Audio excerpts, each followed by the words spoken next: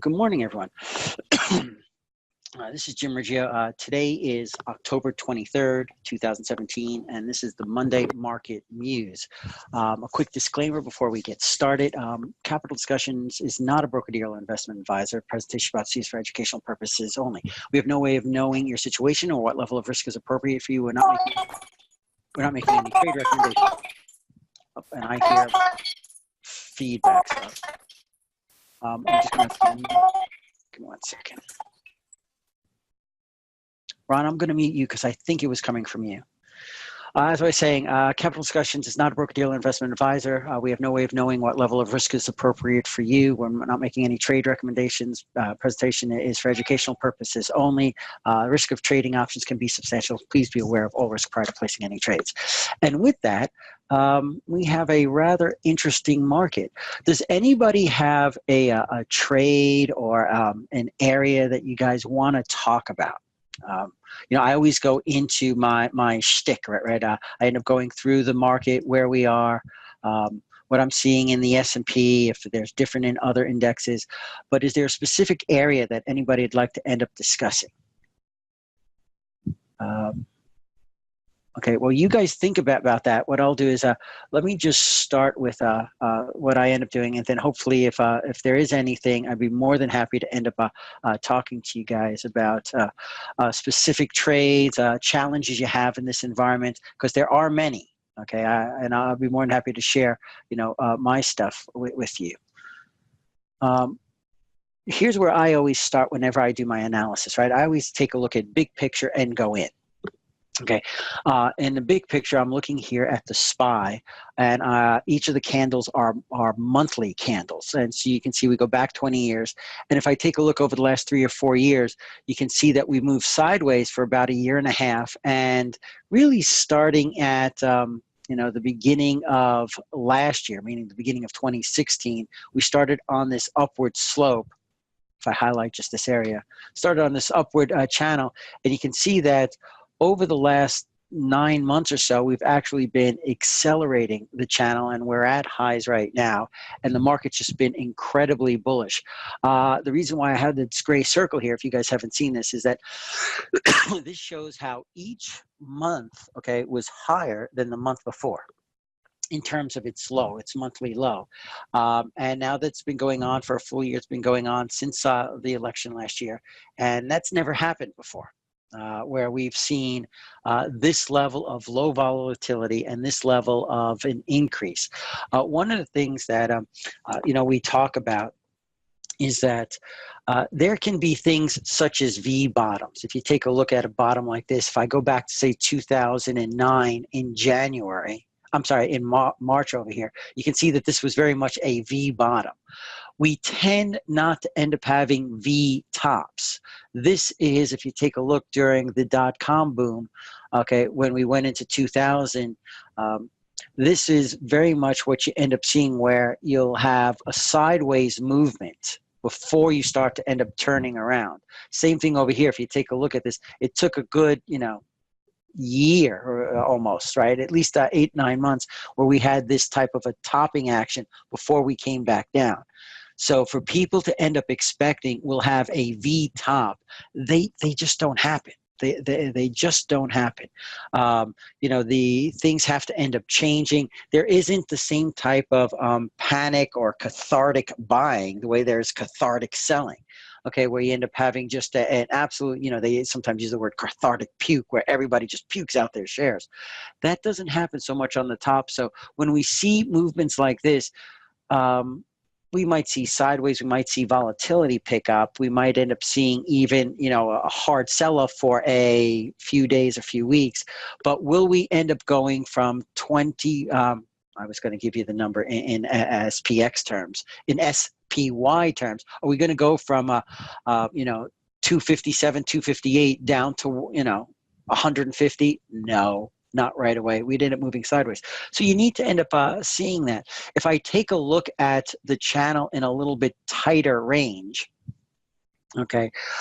here's that upward channel, that I ended up drawing, except for now this is on a daily basis. If we take a look at the last 2 years, what I want you to end up focusing on is that it was a very nice clean channel that I drew last year. You can end up seeing that we ended up challenging the top end back at the end of February. And for the most part, if I just highlight this year, you can see that other than February, you know, we tried to get above it a few times, but this time we got the furthest above it. Okay, so we have a gap right here, which I haven't drawn in yet. But if I end up highlighting basically what's happened since the end of the summer, I want you to see this green trend line or channel moving even higher. And so the steepness of the bullish market, or the ascent in the S&P price, has actually increased. It hasn't slowed down.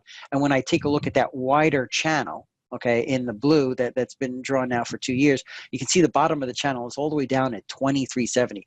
So I don't want to say it's become useless at this point. I will end up leaving it there, but we definitely have had a pattern where, you know, we've kind of broken out into the stratosphere. The other thing is that I try to end up drawing support and resistance price levels where we end up seeing things, right? The 2509 level, or the 2509 level, or 2500 century marks are always really important. You can see that, you know, we're well above where we were, and the 2540 level was a brief pause. It was used to support.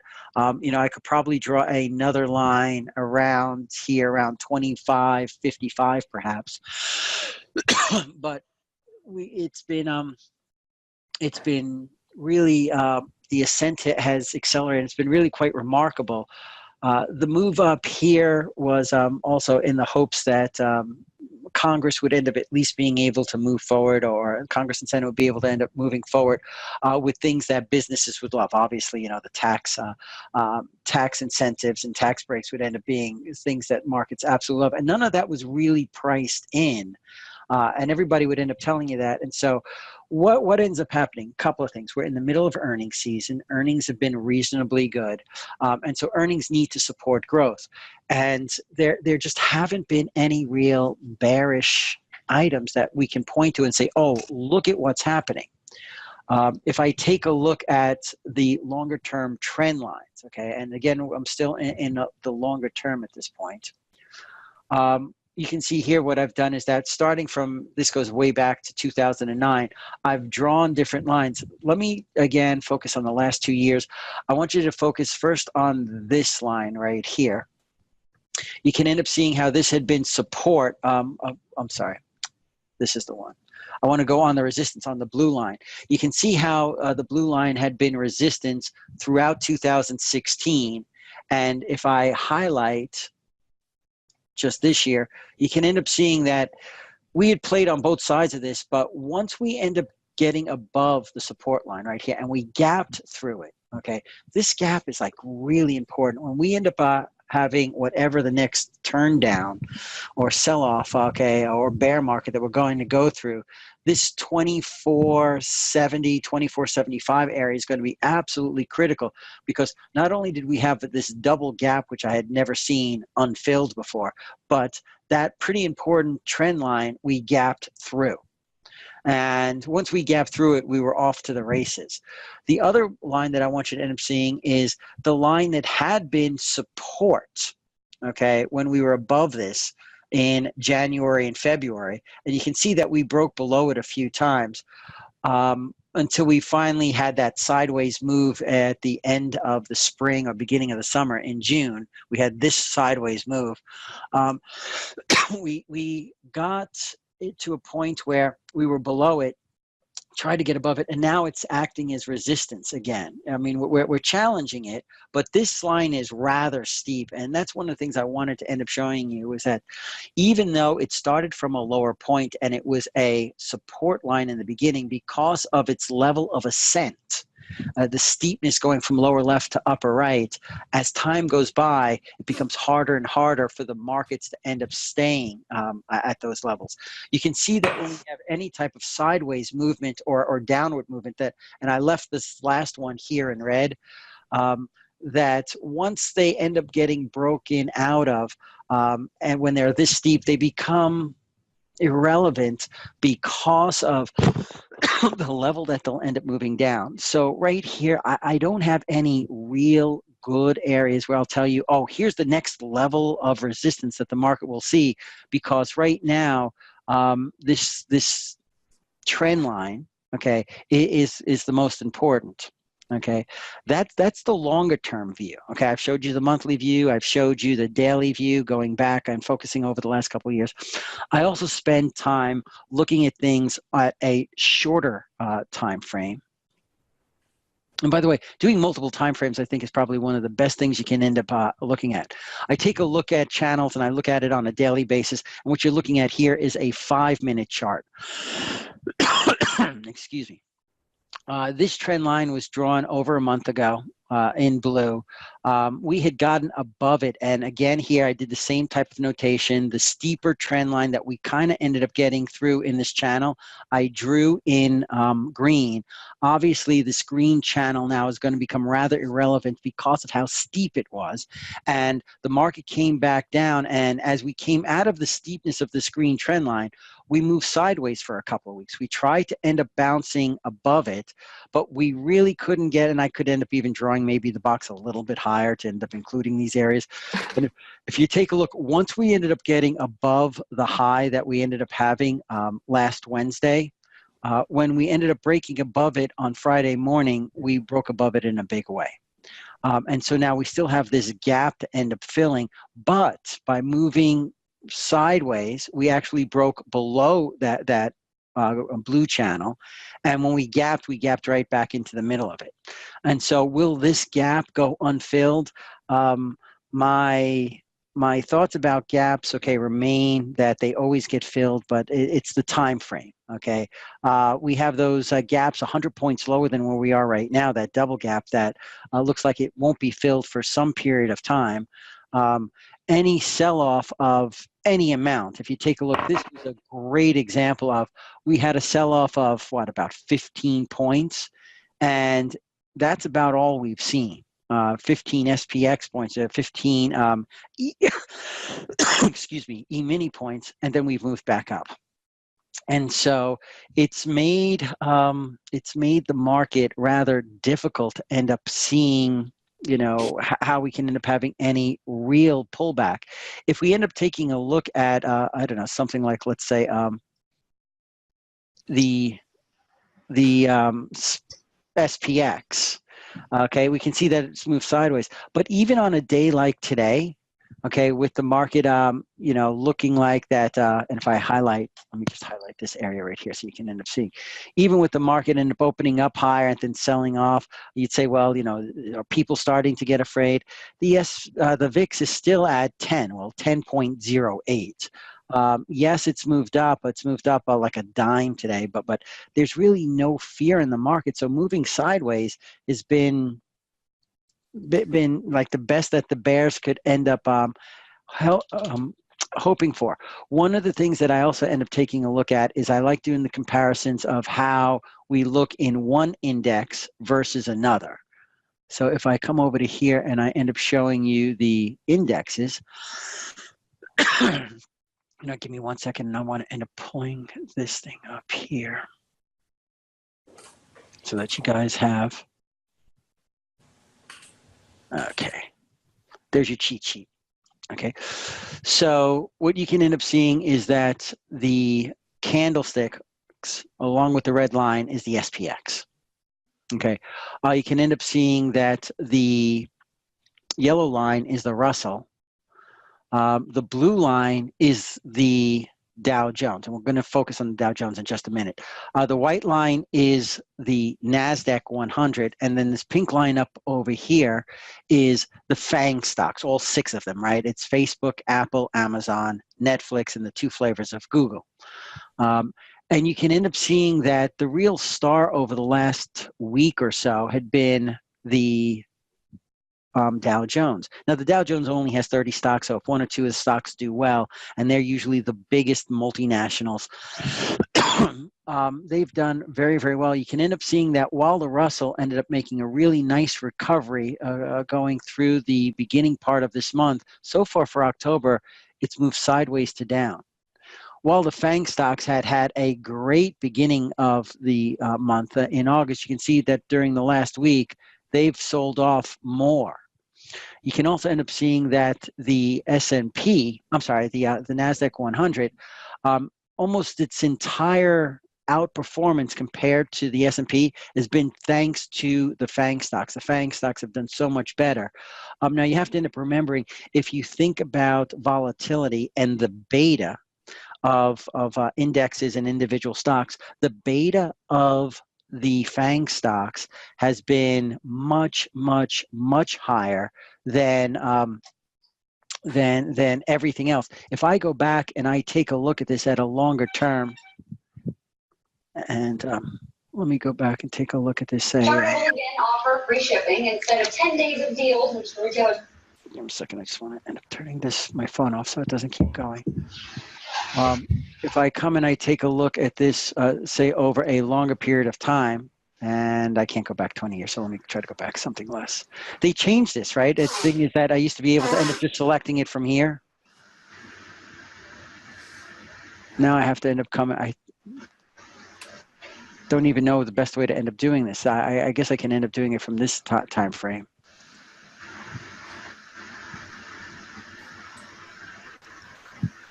If I come back and I take a look at 5 years. Okay, here you can end up seeing that over the last 5 years, it's really been the FANG stocks that have just done incredibly well. Okay, and they're the ones that have just driven the market higher and higher.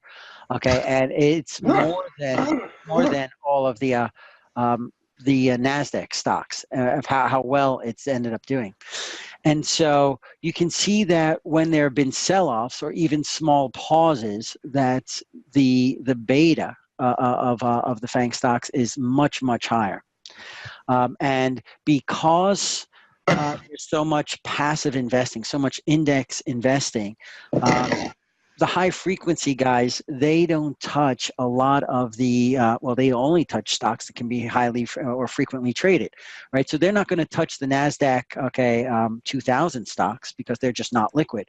But the FANG stocks, oh, they'll definitely play in them. So what you'll end up seeing is that the increases sometimes can be much greater and the decreases can be much greater. So one of the things that I would take a look at for if this market turns around is it's going to be taking a look at not just the FANG stocks, but the more liquidity, because those are the ones where if money managers need to sell and need to sell in a hurry, it's going to be where they're going to end up turning first to end up trying to get out of stocks. Okay, that's kind of the overview of where we are. Are there any indexes, any trades, anything specific you guys want me to take a look at? Because I'd be more than happy to go into something that you guys would want to see. Let's see who's on. I don't want to pick on folks. So anybody want to talk about a stock? You have a trade you want to take a look at, something you want to share that's worked for you, something that you want to share that is troubling you right now, or you're not sure how to handle, or a lesson that maybe you guys have learned, okay, in trading, something that you want to end up sharing.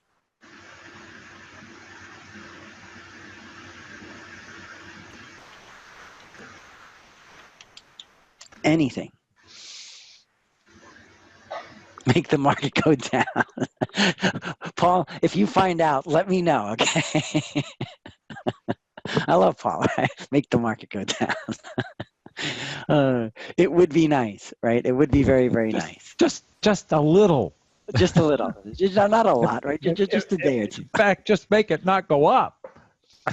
You know, one of the biggest challenges that I've had in my Kevlar trades is I had built the entire management style based on two axioms or truisms of the market. Number one, markets go down faster than they go up. Okay, and when they go down, okay, volatility increases, and so I had really geared everything in my Kevlar to be able to handle faster drops with bigger increases in volatility. Okay, that's number one. That was kind of like defending our left or our lower flank. How to defend our upper flank or our right flank if the market keeps going up was there had always been, whenever there had been markets that had run up, usually at some point there is some type of small pause, pullback, or something where we end up having the markets come back. The challenge that I faced is as follows. And you guys have faced it all in different ways, and that's why I said, if you guys want to end up talking, the challenge that we've ended up facing is this, that there have been no pullbacks. So, if you're going to end up keeping a trade open for, 45 or 60 days, at some point, there's going to be some kind of pullback, so that if we run above our butterfly structure, in my case, the Kevlar, if we run above the Kevlar structure, if you just give it enough time and you end up having Greeks working on it for you, what you end up having is a way to be able to have time on your side so that when the market does pull back, you can end up taking advantage of it. The problem that I've had, is twofold, okay? Number one, the problem is that we just haven't had any real pullbacks. Okay. And so without any pullbacks, the volatility has gone way down. And if we're trying to collect premium and the VIX is under 10, that's very, very difficult, right? Because we're not collecting enough premium. And now we're running above my structures. And so that becomes even more difficult. Okay, so that's the first part of the problem. It's really two parts, right? The first part is the actual realized volatility we're seeing is non-existent, number one. Number two, that's made the premiums and the options, and we're premium sellers that we're collecting, to be minuscule. Okay, those two problems lead to the fact that if the market continues to grind up, it grinds up into an area that becomes very difficult to manage. Now, there's a third problem. Okay, and the third problem is that we talk about, from a technical perspective, we talk about that put skew is steep. Okay, let's go through, though, why this is a problem.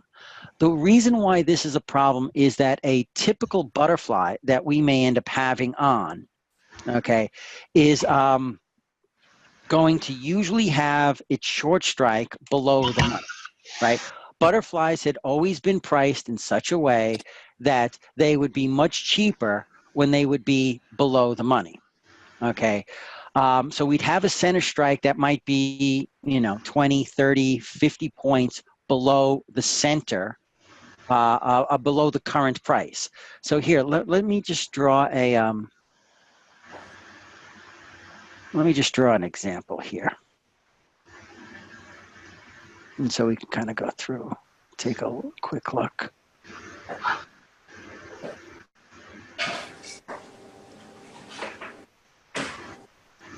Sorry, I didn't have an open window. I just wanted to get an open window. Okay, I'll tell you what. I'm going to ask for somebody participating other than Paul. Don't make me go to Paul. I always have to go to Paul because somebody else ends up participating. Can we pick a month and just tell me a month that you want me to look at and a center strike that you want me to look at? Okay. Should we look at December? Should we look at January? Just type it into the chat and tell me where you want me to put the center strike.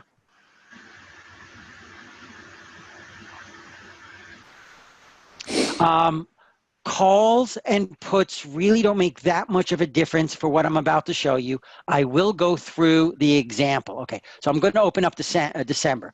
So tell me where you'd like me to end up putting the center of the fly.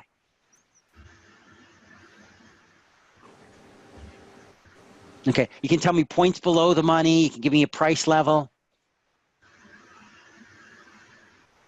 Good. Just give me a center strike of where you want the center strike to end up being that I'm going to end up drawing here.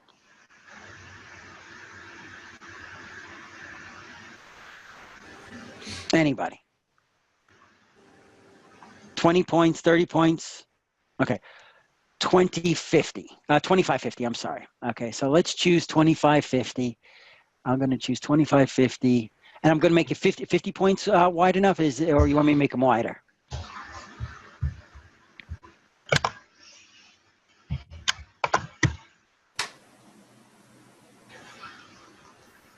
Nope, that didn't work. What did I do wrong here? Let's do that one more time. I was looking down, and I guess I didn't do it. Okay, so I'm going to end up buying a deep and wide butterfly. Okay, and so 50 points wide. So I'm going to look at on the top 2,600 and on the bottom 2,500. Oh, I missed that by one. Sometimes I'm going to take a look at this, and you'll see what I'm going to do is I'm going to drop the lower one. I'm going to make an extra 10 points, but I want to look at it first. Okay, so what you can see here, it's a very negative sloping line, right? And that slope of the T plus 0 line, which is this pink line in here, is reflected with the fact that we have a negative delta. By trying to make the delta a little bit more flat, what I'm going to do is that I'm going to make the bottom wing 60 points, okay?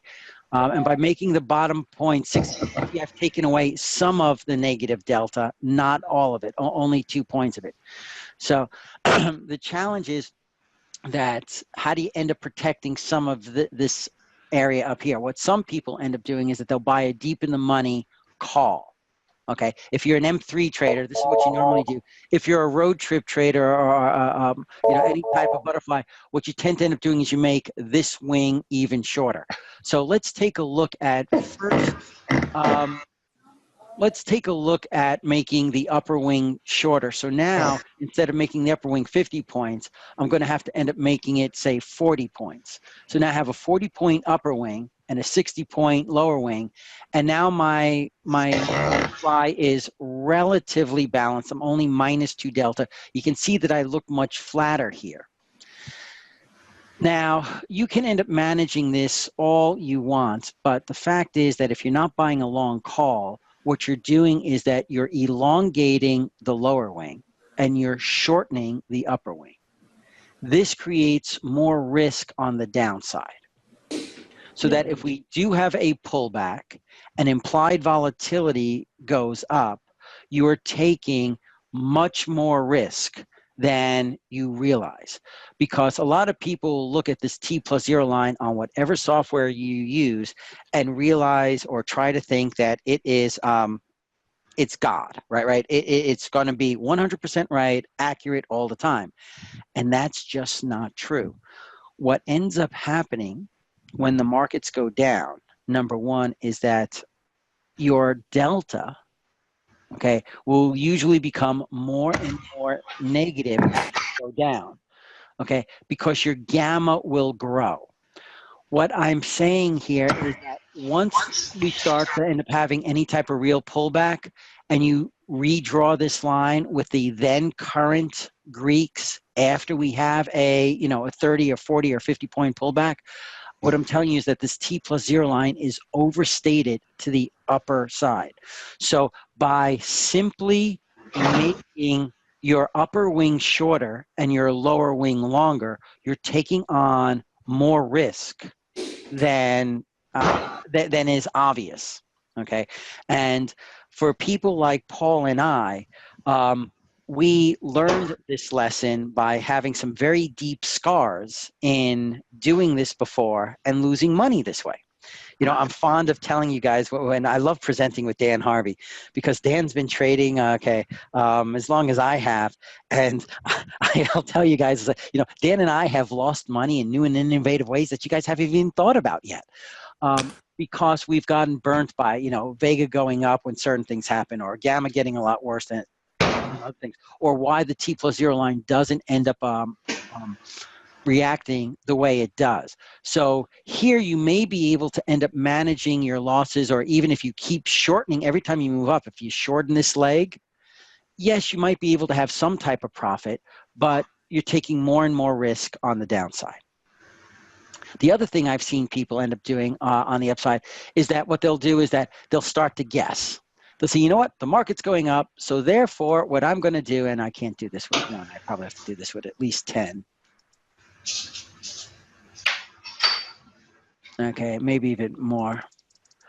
So they'll start to end up guessing, and they'll say, you know what I'm going to do? I'm going to end up buying, one call for every, maybe not 20, but maybe say 15.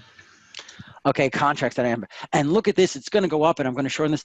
Well, what you've done is that you've made your lower wing down here have even more risk. Now you're guessing direct. You already were, leaning that the market was going to go up, and then you buy the call, and now you're guessing that the market's going to end up going up even further. So you buy the call, and you've been right. And so your P&L could look absolutely fantastic, but what's your P&L with your real risk to the downside? Okay, Jim? Yeah. I'm trying to build that trade in my spreadsheet. Could you scroll up a little bit? I want to just check in the... Scroll up in terms of what? Yeah, I want to see what the sim looks like. Thank you. 15. Okay, so we have 15. Okay. Thank you. No problem. And so, your choices are, those have really been your two choices. You either add calls or you change the size of the wings of your butterfly. And the problem that you end up having is, if you're going to end up doing that, and I'm fine with people doing that, I just want you to end up realizing the additional risk you're taking if or when, okay, the market ends up pulling back. And if it doesn't, you'll never end up realizing that risk, so you don't have to end up worrying about it. What strike of a long call would I buy without taking too much risk? See, that's the challenge. Here's what I want to end up at least discussing, and I'd rather give you information and then go back to you. I guess White Mirror is the one who... Hopefully it stays. James, I'm just going to end up putting you on mute because I can hear you mixing in your bowl. Okay. It sounded like a wooden spoon on a bowl. I don't know about you guys, but that's what it sounded like to me. Okay. So let me come... Oh,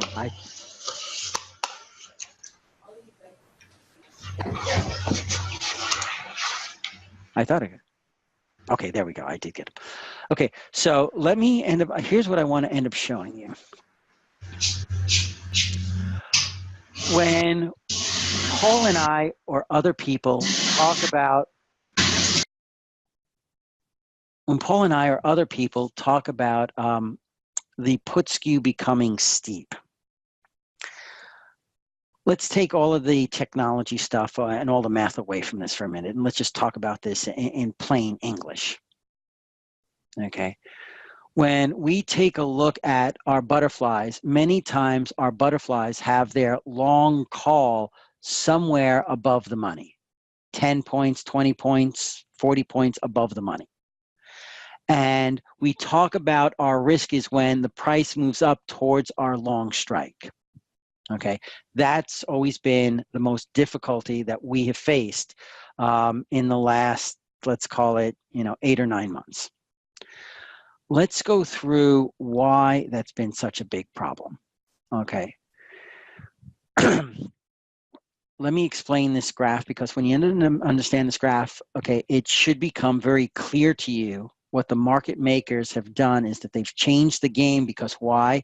We were making too much money against them, and hence they've changed what the new reality is to end up combating us from making money against them. Okay, what you're looking at is the implied volatility on the left-hand side.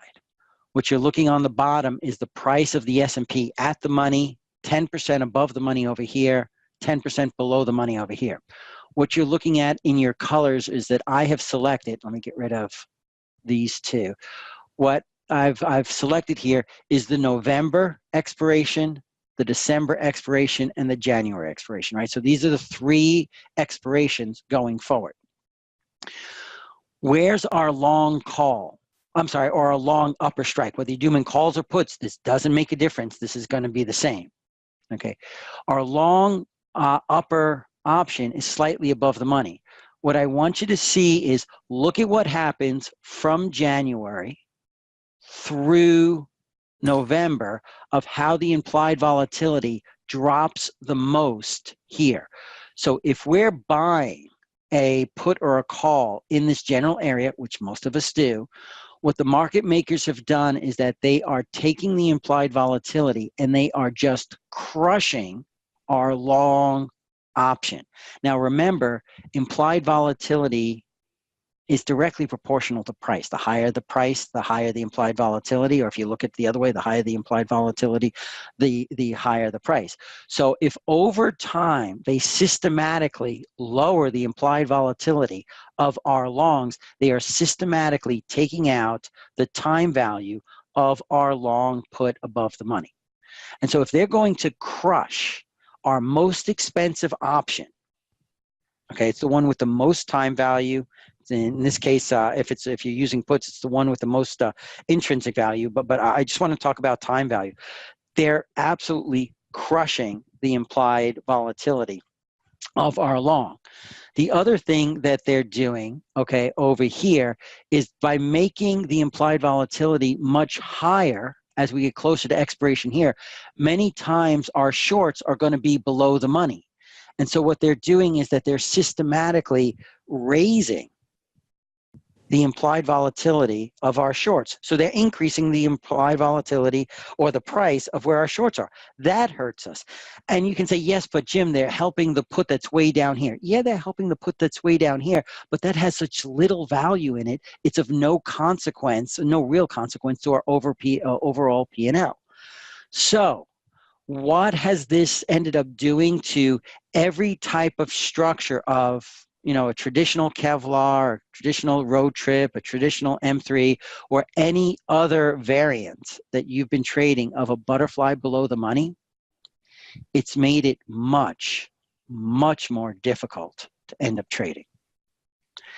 And so when you take a look at where should you buy your call, and it's a very good question. I used to end up trying to buy my call with maybe a 60, 65, 70 delta, but those are usually in here. So the further in the money calls will end up helping you from an implied volatility point of view. But like with any decision that you ever make in trading options, there's a trade-off. What's the trade-off? You take much more risk buying that deep in the money call because you're paying a lot more money for it than if you bought it closer to the money. It also changes the dynamics of your trade. For you guys who are trade M3 type trades, this has been more helpful for you. Okay, because what's happened is that many times you would end up buying that call over here, and the implied volatility would go up because it was so deep in the money. And so that's helped you somewhat. But the challenge is, and if I come back to here, is to take a look at what it's changed. Because if I take a look at what it's changed, let me go deeper into the money. If you take a look at the theta, okay, or if instead of theta, if I take a look at extrinsic value, right, that's time value, okay. Let me move this, I'm going to move this back down, Paul, for a little bit. Okay, if I take a look at the money stuff, right, the at the money stuff when it comes to extrinsic value has over $30. If you're buying something with a 90, 95 delta, your extrinsic value, and I'll just stick with the put so that you can end up seeing it, it's no longer is it going to be $33 or $30 right here, $31 the most. It's going to end up being 8 or 9. So you're buying something with much less intrinsic value. So you're saying, well, I'm keeping a lot of my intrinsic value. Yeah, but it doesn't make a difference because what's happening is that you're losing your most money on your option where you had, $25 worth of intrinsic value, and you're getting to keep a greater percentage of the $8 one. So it's not helping you. It's not helping you. The morphing of the way implied volatility has been working going out several months to, the front month has been hurting, right? The steepness and the way they've changed the steepness has been hurting our butterflies. And let me be very clear here. What's hurting our butterflies is when I talk about the steepness is not so much how high things are down here, okay, in terms of the November. It's not how high the implied volatility is, 5, 8, 10% below the money. What's hurting us the most is how low they're dropping the implied volatility 1 or 2% above the money, because that's where our call is. And so that's what's hurting the most.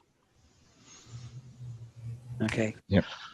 Paul, do you want to show anything to end up doing that? Are there any questions, okay, about what I went through? Because I think that if you understand that, you understand the essence of your trade and what you might have to end up doing. And if you don't, I'd be more than happy. Think about your example while Paul ends up showing us what he was setting up. Or putting my 1.5 cents in. Go ahead, Paul. I stopped sharing, so you can take the ball. All right.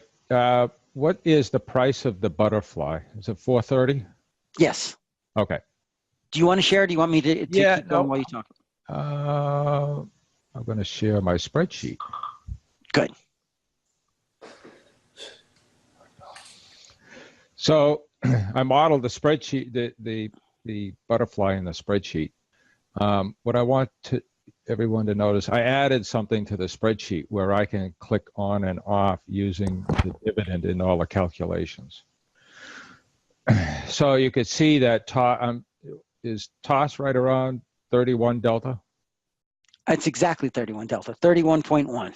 Okay, so the spreadsheet pretty much mimics TOS, even though I'm not using their calculations for any of the Greeks or the IVs. So if I click on the dividend, what's the delta now on the sheet up here? 49.50. So what's happening now I've traded butterflies for years, and I'm not trading them anymore. And I'm trying to come up with a butterfly trade to do.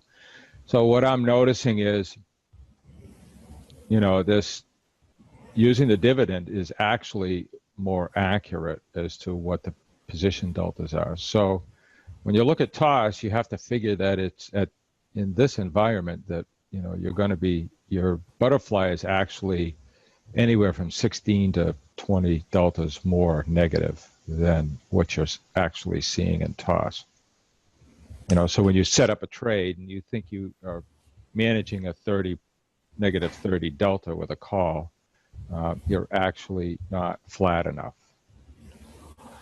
So, the other thing that I look at is, of course, if we look back in history, that trade in December, average price is $1.86, not 430.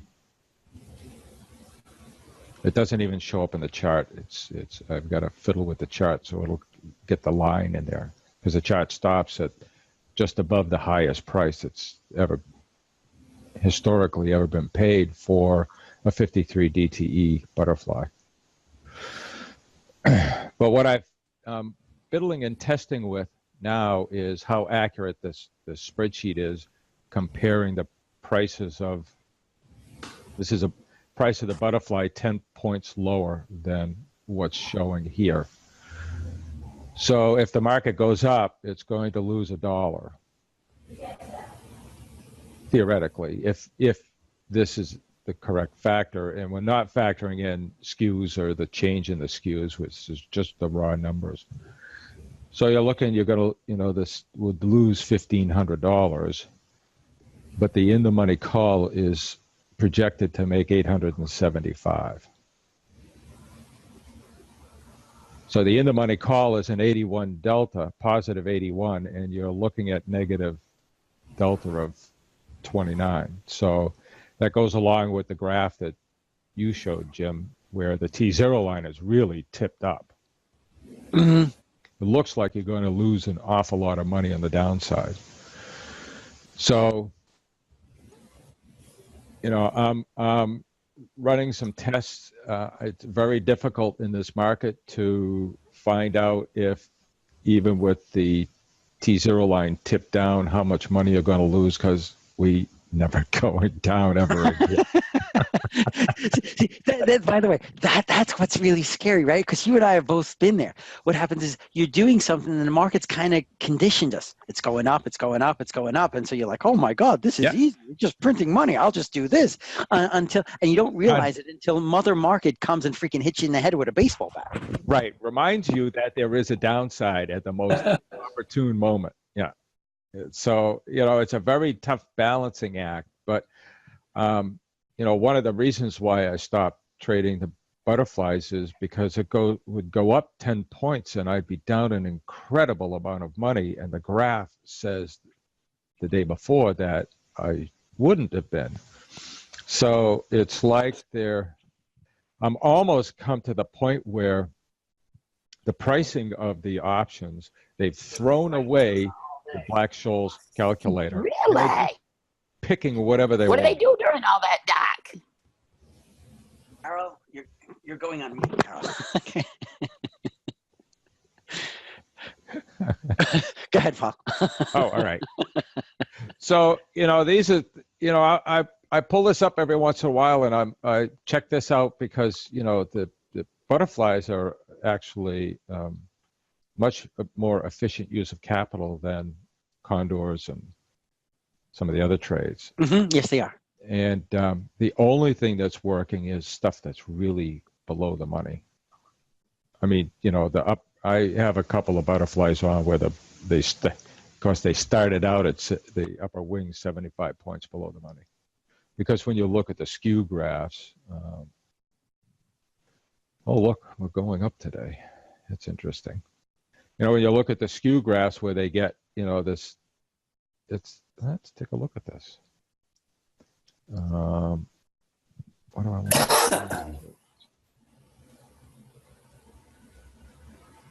1019. So let's take a look at today versus 1019. We're getting a little bit of a hump back up in here. That's interesting. That's promising that we may go down a little bit. But when you start looking at these, and this, you showed this before, that it was so depressed, and that's the problem. The only place that made sense that it wasn't moving around was further up this curve. So putting the butterflies back in this area makes more sense and is safer than at this point here. I mean, we're in territory that, let me pull this one up.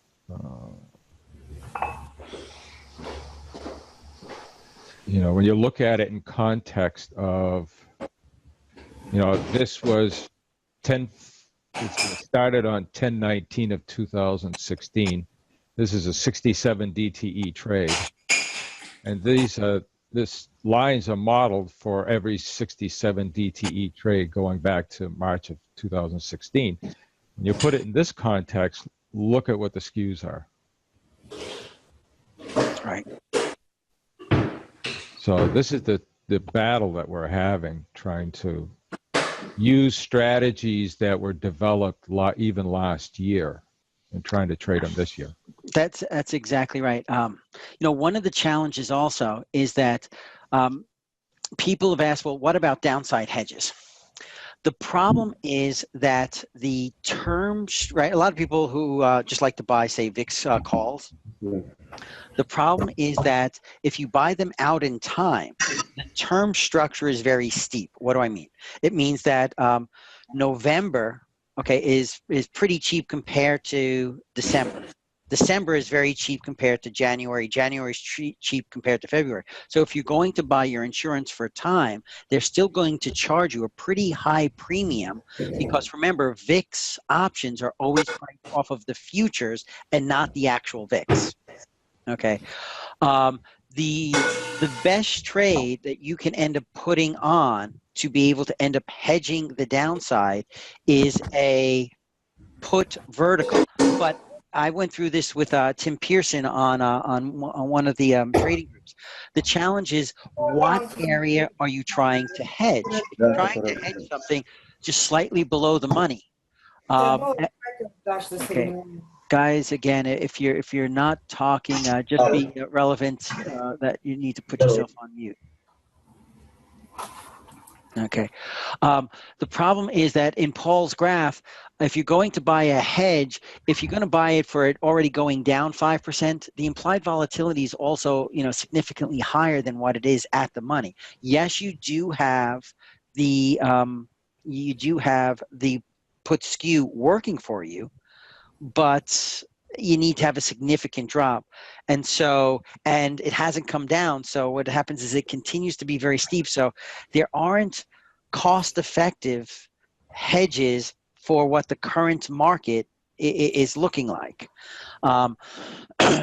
The problem, it's the same thing here what Whitemare's talking about, teenies, right? Teenies are relatively expensive. Actually, they're a lot more expensive than the at-the-money options. That's what a steep put skew, that's the definition of a steep put skew, right? A teenie might be, say, a put, let's call it 10% below the money. Okay, and you're comparing that to a put at the money. The difference of how high that implied volatility is far below the money is what's causing a big chunk of our problem. Right. Well, remember too, I think, there are a lot of people that have taken a misconception of what teenies are. Teenies are for a 15% drawdown. They're not going to help the trades. They will a little bit, and it depends on what underlying you have. To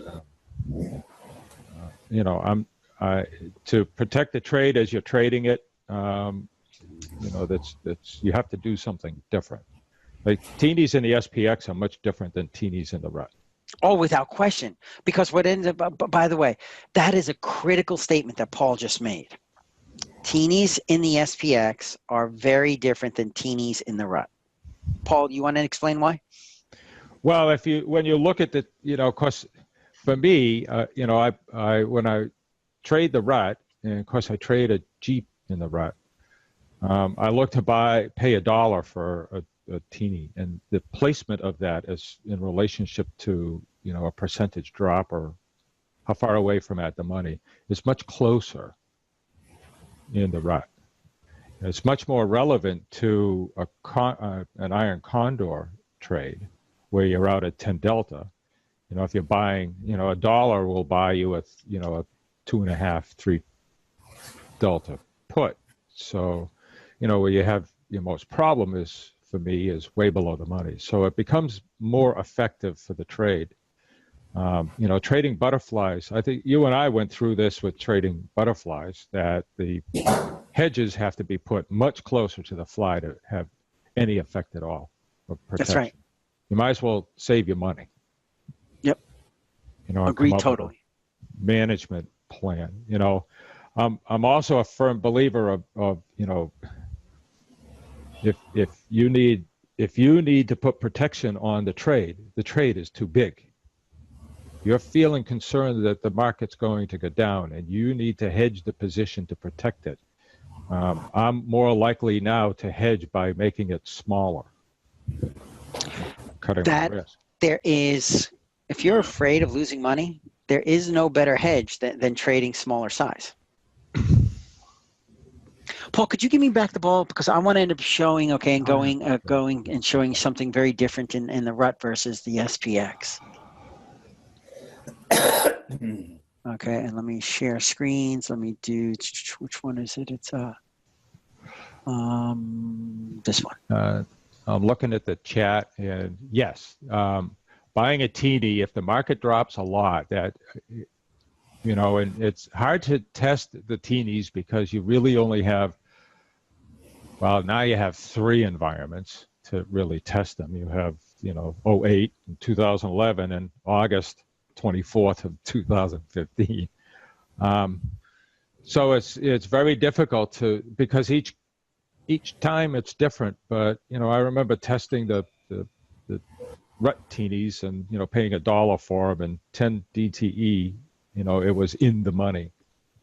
I think that teenie made like $14,000 profit in that drop. So it can save when there's a huge drop. That's when teenies pay off. That's the only time they pay off. Yeah, but that's in back testing up until the point I back tested, and this was before 2015. You know, it was 7 years, and they worked twice. And that was before the put skews were so steep. So the thing is that when you take a look at your cost on the 6 years and 10 months when it didn't work, you're going to be paying a lot more money. Right. Or if you plan on it paying $1, what happens is it's as the skews change around, it's going to change where that placement of that teeny is. Sometimes you could be so far away from the money because of the skews that it won't be effective. So, right. You know, there's a lot of things to take into consideration. I tend to more, you know, build protection into a trading system or a trading plan, and accept that I'm going to lose that part of, you know, that piece is going to just go out worthless every month, and you know, I'm going to make less profit. Yep. I think that's a very reasonable way to take a look at it. I wanted to show you a couple of quick things, and if you want, we can pick this up next week. The first one that I'm showing, and Paul, you can see the skew chart for the Russell, for the RUT now. Okay. Number one, I want you to see how much more curved this line is. Okay, do you see how much more rounded we end up having? There isn't as much systematic trading that's going on with the underlyings, meaning there aren't RVX products the way there are VIX products, right? There are VIX products all over the place. So this line isn't being as manipulated as much.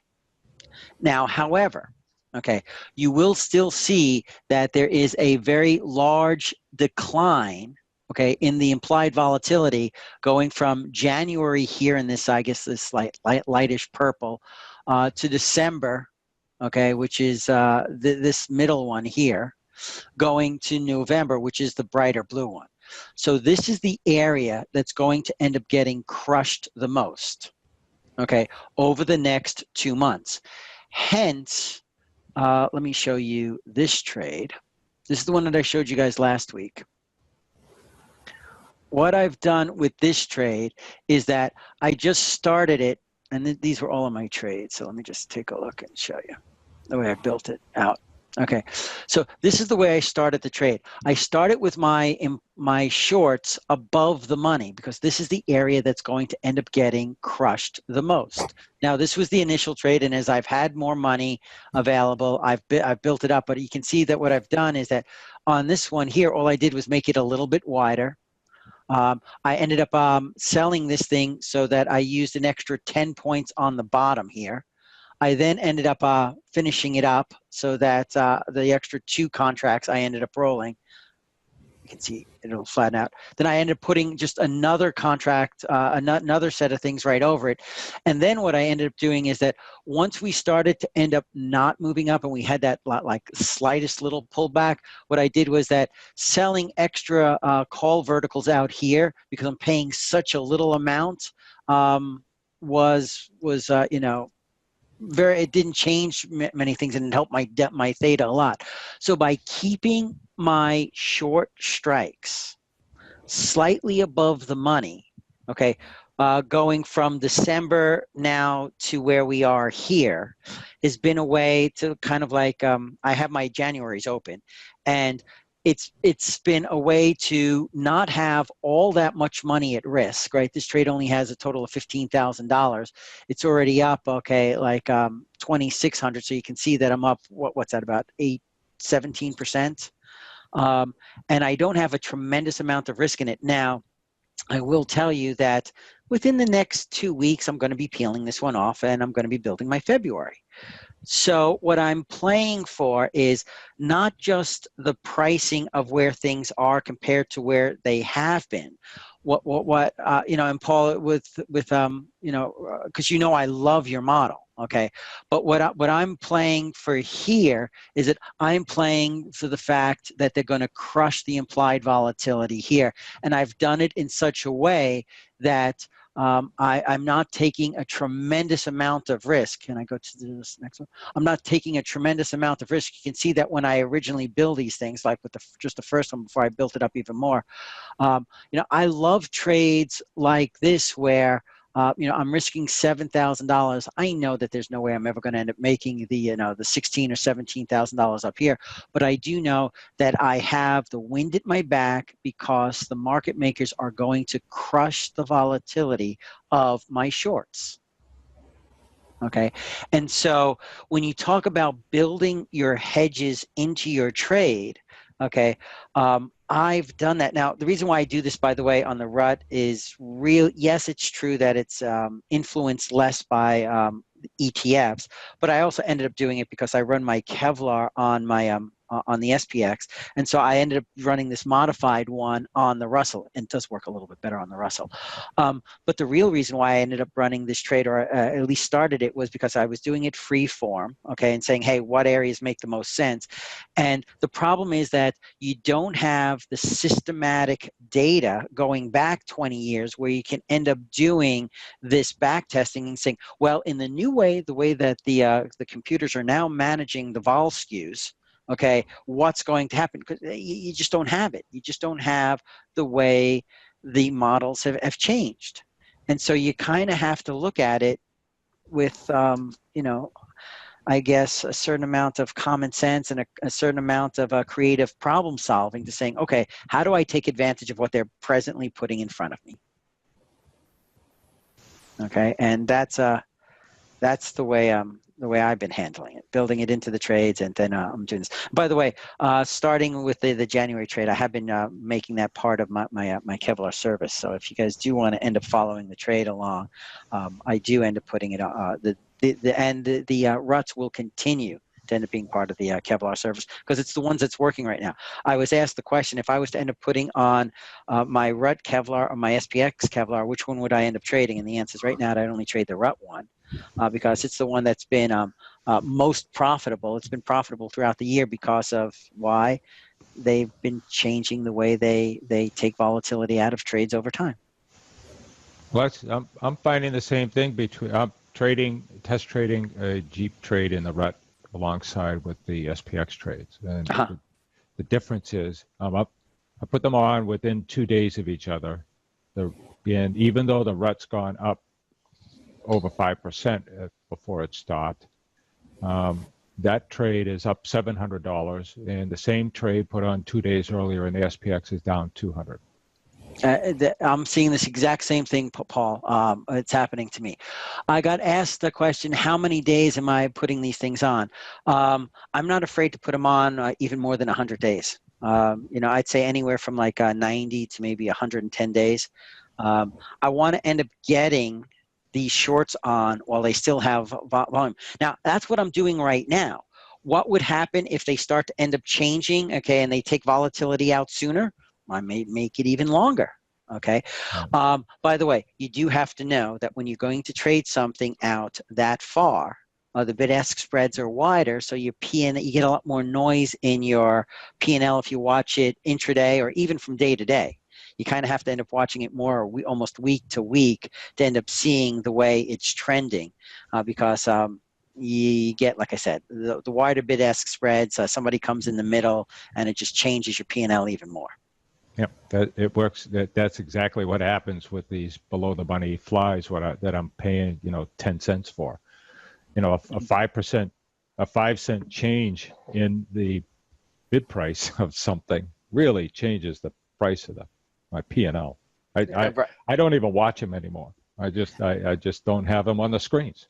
It's frustrating. It's by the way, that's experience. Well, Paul just told you, he just shared his experience with you, okay? Some people get so caught up in every fluctuation to every dollar that you end up making or losing. It's much more important to understand the trend and what's going on because, and here was the thing that I ended up doing, Paul, I'm sure you did this too. In the beginning, you used to end up thinking, oh, things are going so great, it's going for me. But meanwhile, okay, it was only because you happened to get a good price on one option and it's going against you. You have to understand where you're actually going to be making money, okay? Because just because your screen says that you were up $1,500, you might have really been down $500. No market maker would have ever granted you the $1,500. It was just a mirage. And it takes experience to end up realizing what your trade needs to end up making money.